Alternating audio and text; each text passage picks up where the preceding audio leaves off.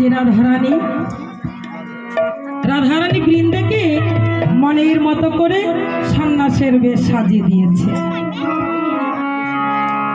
সন্ন্যাসের বেশ সেজে আমার বৃন্দা বলেছে, সখী রে ও সখী, আমার একটি কথা, আমার সে কথা রাখতে পারবি তো সখী?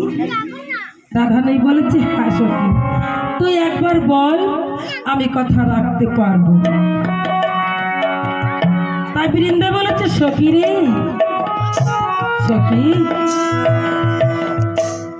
এই পথ চলতে গেলে যে অনেক বিপদ, যেমন এই মানুষ পথ চলতে গেলে টাকা পয়সার দরকার হয়, তদ্রূপ এই মানব জীবনের একটা পাথেয়র দরকার।